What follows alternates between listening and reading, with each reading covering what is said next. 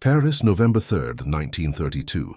The fog from the Seine rises like an old sigh between stone bridges, and the city seems to wear a veil of gauze. In the cafes of Saint-Germain-des-Prés, pianolas repeat tired tangos. Waiters come up and down with trays of cups.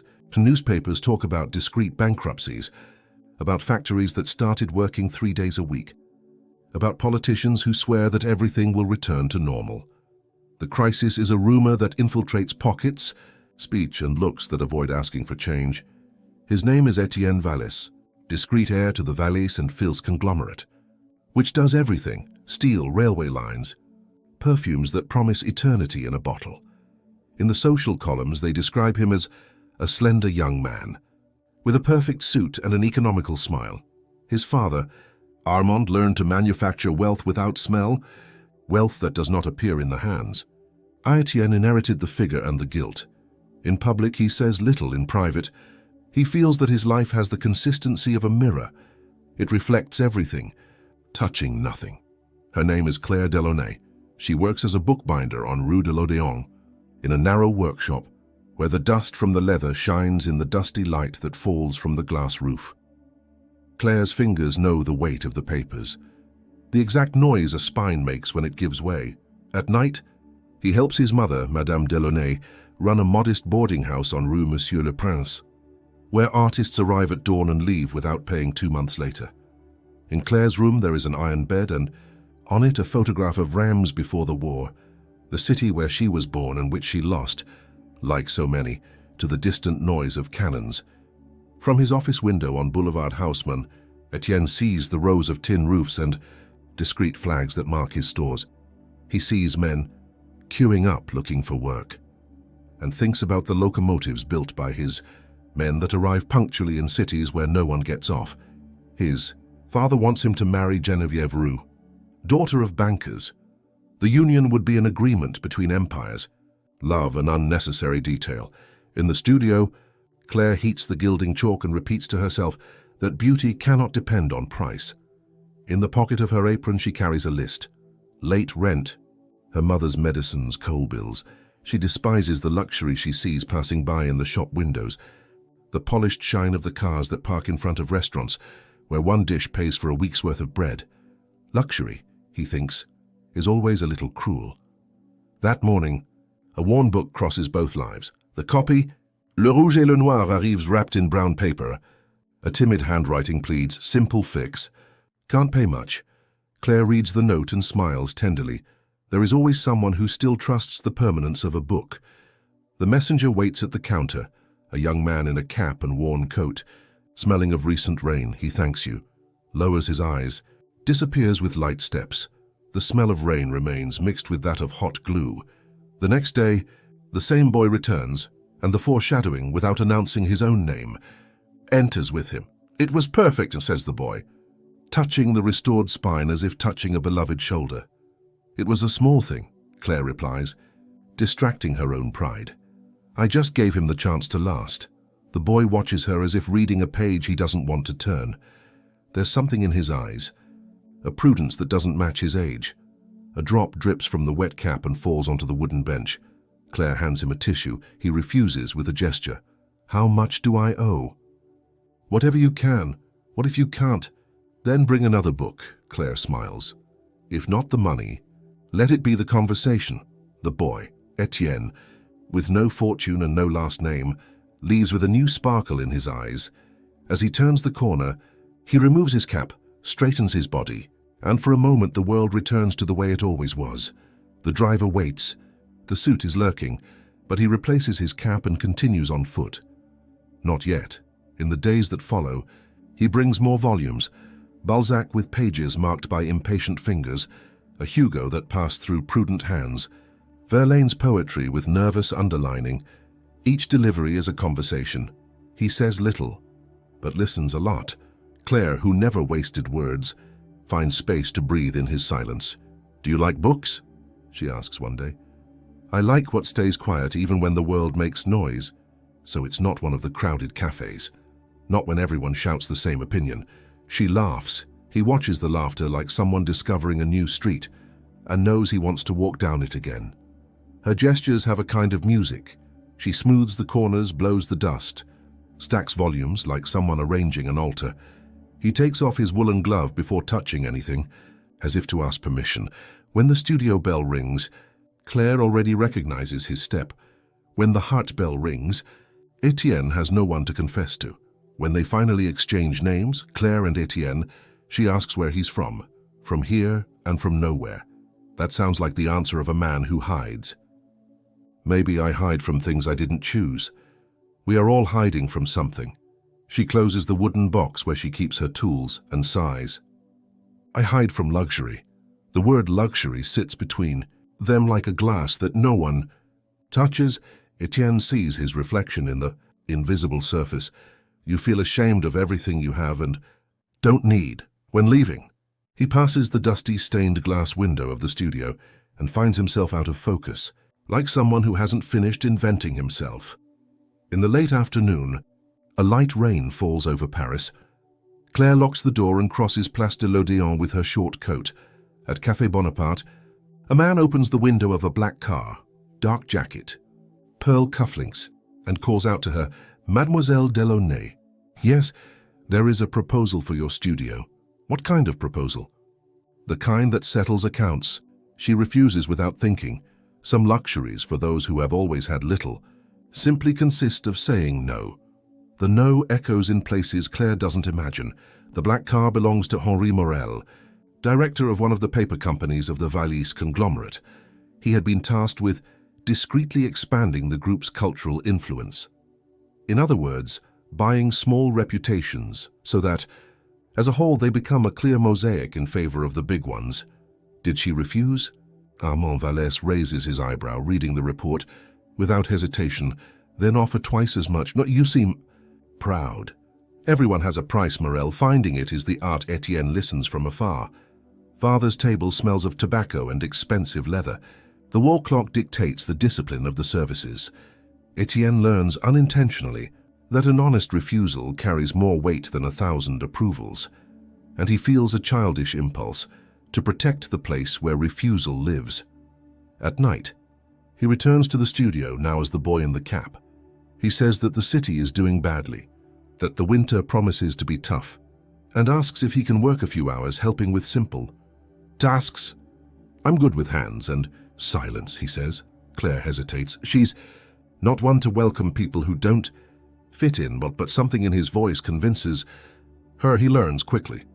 He holds the spine without hurting it. He aligns the pages like someone measuring the wind.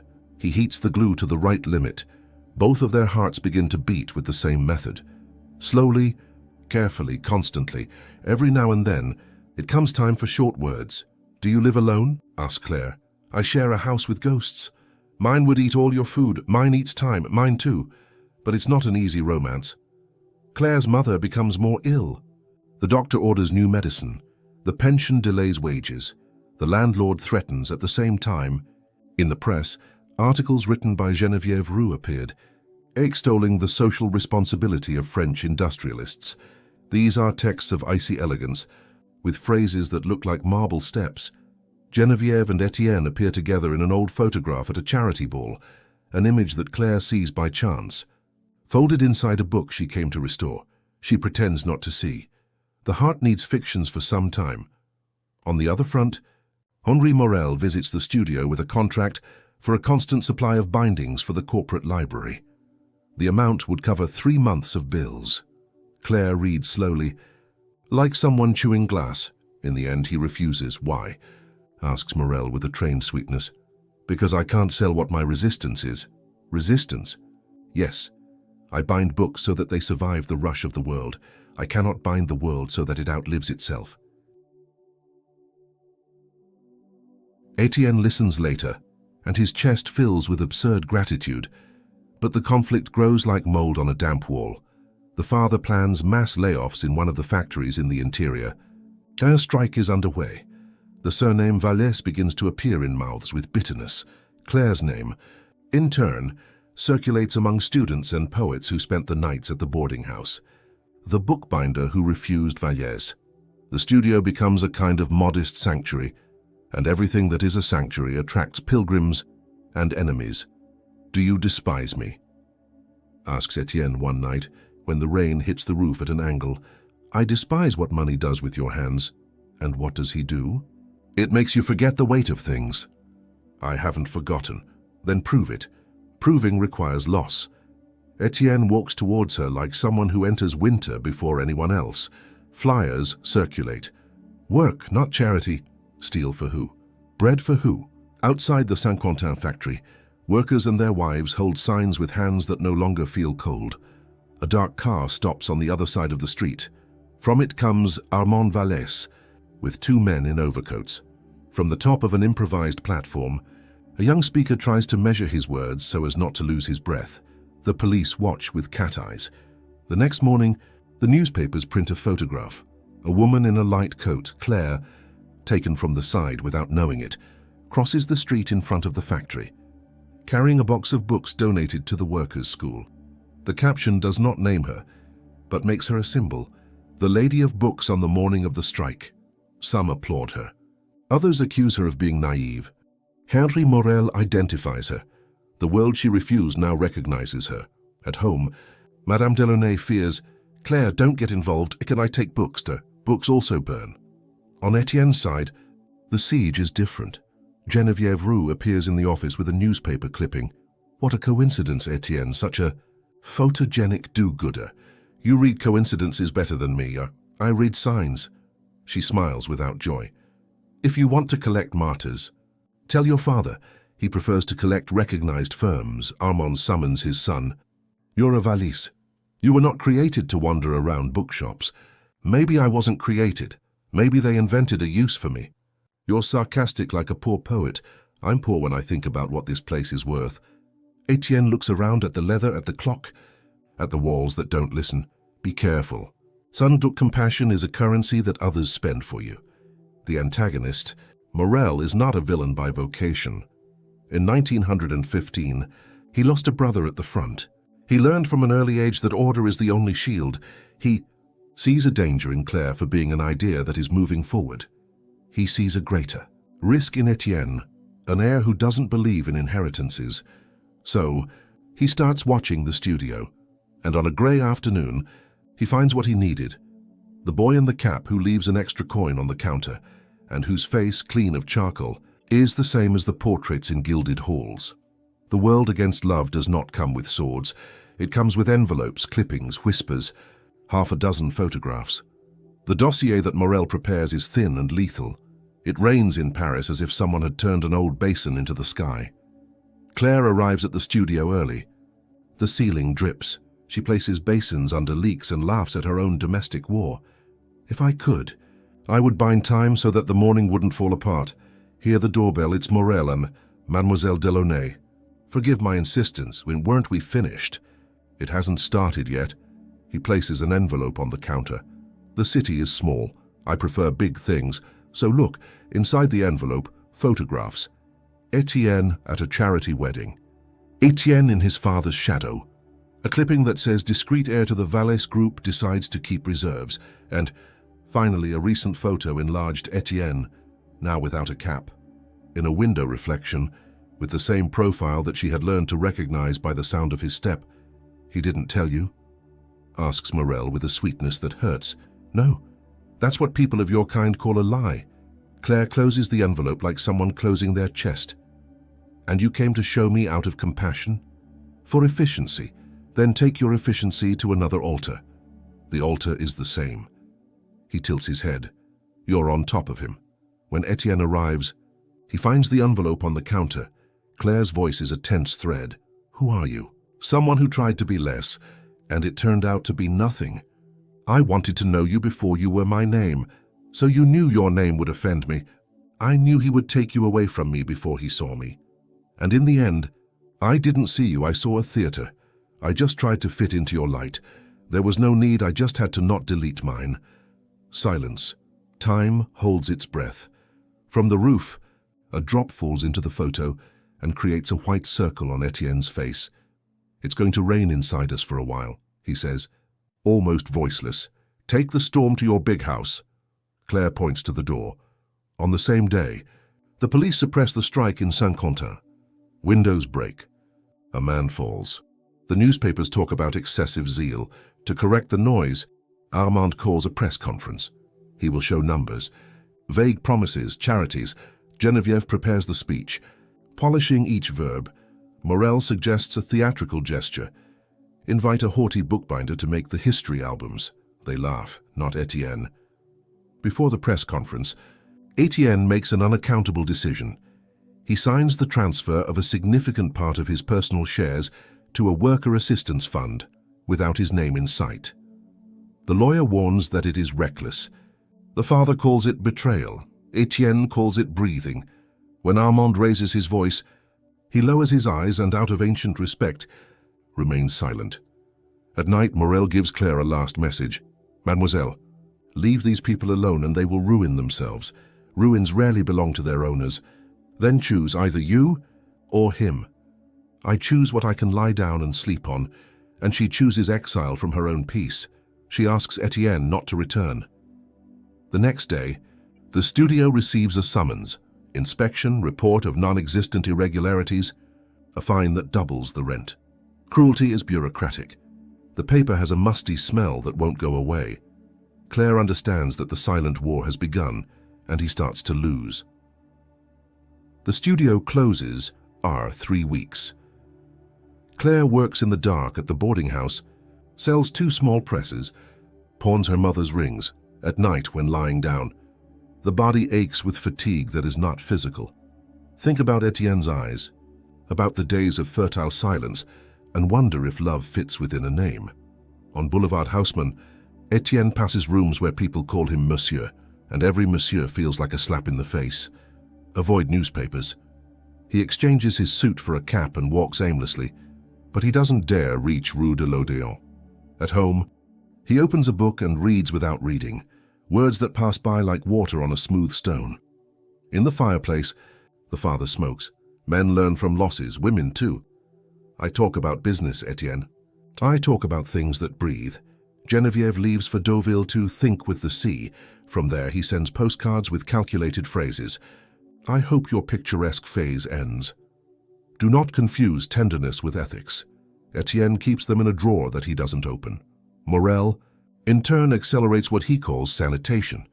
The Saint-Quentin factory temporarily closes, for safety reasons. Men return home with nothing in their hands. Among them, René's brother, the young speaker of the strike. René decides to come to Paris to look for another voice. Fate, capricious, leads him to sleep at Madame Delaunay's guest house, who welcomes him without questions. In the silence, Claire and Etienne's love does not end. It condenses. The absence gives the two the exact measure of how far they were. Each one imagines the other the way they need. Claire imagines him more true than he was. Etienne imagines her tougher than she is. They don't write, they don't intersect. Paris, generous in encounters, is relentless in disagreements. One afternoon, René enters the studio with a crumpled newspaper. It's his. Shows the note.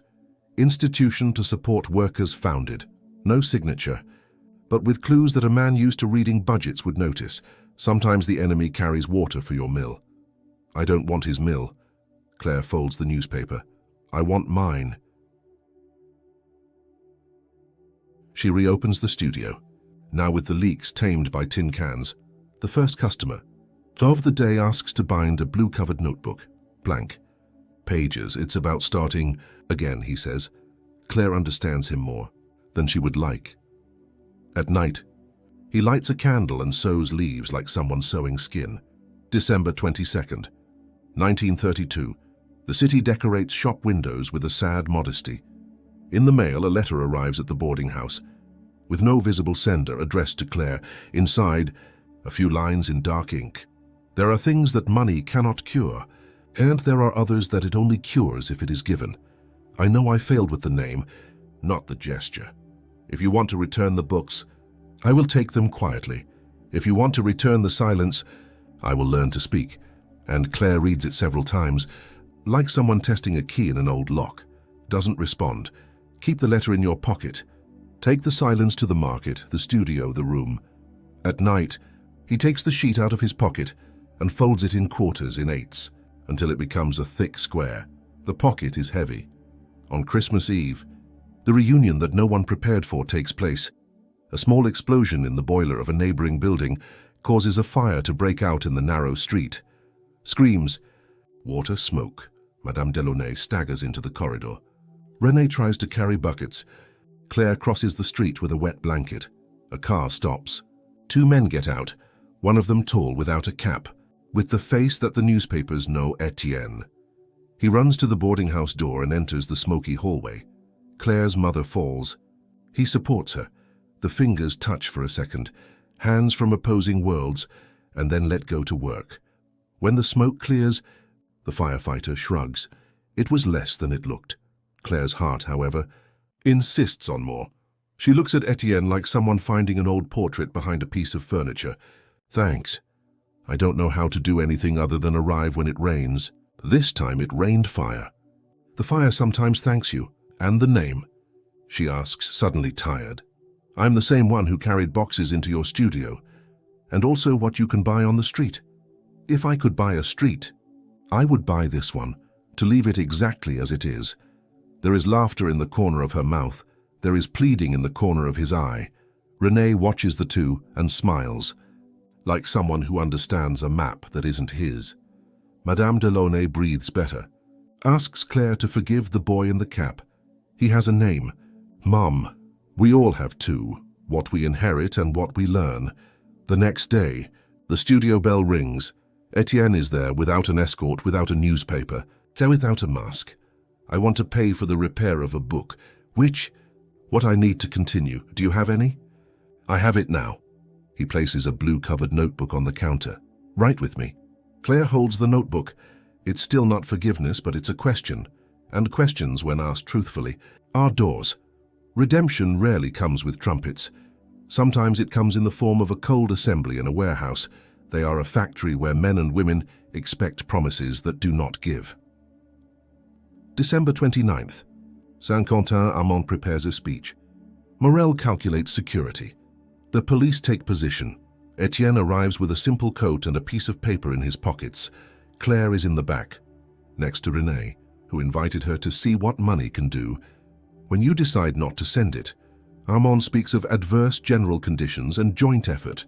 The words fall to the floor. Heavy murmurs are fattening. Etienne asks to speak. The father hesitates. Morel denies it. The mass demands. Etienne goes up to the podium. For a few seconds, it feels like an intruder in your own life. The paper in your pockets weighs like a stone. I came to ask for forgiveness. The word shakes the air. To my father, for breaking the hierarchy. To you, for taking so long to understand. To the woman who taught me the weight of things. Tense laughter. A worker shouts something about theatre. If it's theatre, it's one in which the actor burns his stage clothes after the premiere. Etienne lifts the paper.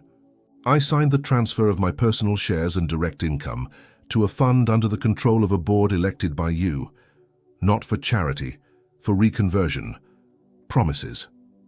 Someone shouts, "Tomorrow," says Etienne. The money will be where the machines are, but you only enter if the name Vallès appears on the door. The group will bear the loss, the factory, with the future. You're crazy. Armand explodes, red. Perhaps. Etienne breathes. Maybe it's the first decision I've made that I've heard. Morel advances. Whispers domestic sabotage. Tries to order the assembly to stop. But what was read no longer goes back into the envelope. René asks for the floor. Anne speaks with unexpected sobriety. We don't want anyone's blood. We want the bread we made with our hands. If you give up your name so that the factory has ours, we give up our grudges so that tomorrow has everyone's. Silence. Then applause, then screams, then crying. Armand leaves the stage. Geneviève does not appear. Morel, wounded with pride, decides on one last gesture, announcing to the press that everything is just a publicity stunt. But the signatures are already registered. Bureaucracy, an accomplice of delay, this time is an ally.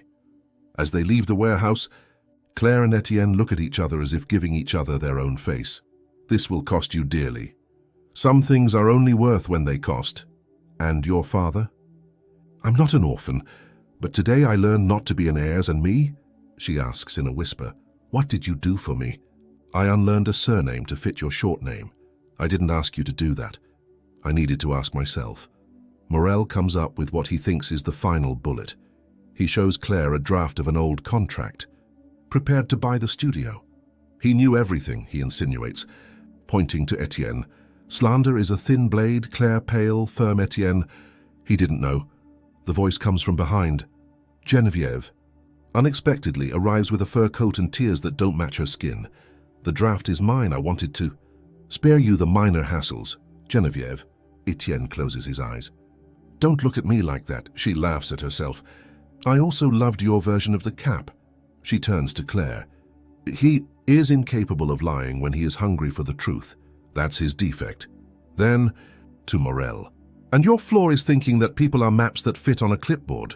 Morel swallows hard. The dossier loses its weight. The ruin changes address. Etienne extends his hand to Claire, not to hold her but to wait. If you want, we can walk. If not, I remain in the shadow of what I decided. We walked, she says. Finally, but with short steps. Love has knees. January 1933. The studio on Rue de l'Odéon reopens with a small sign, Delaunay and Cadernos Valliere, the name chosen by Claire, a hybrid that is not a concession, but a signature. Etienne sweeps in the mornings, lights the boiler, learns to glue without rushing. They invent a simple program. For every luxurious binding that comes in, 2 blue-covered notebooks go out at cost to neighborhood schools and libraries. They don't print names, they don't make speeches, the work speaks. Armand moves to the country for a few months. Write him a dry and dignified letter. Geneviève publishes an article about the danger of romantic solutions, but privately sends Claire a cordial note and an apology. Morel resigns. He leaves for a small paper factory in the Loire, where they say he now works with more human breaks. René organizes a library at the Saint-Quentin factory and finds himself less of a speaker and more of a binder of futures. On the first Sunday after the reopening, Madame Delaunay smiles through the window.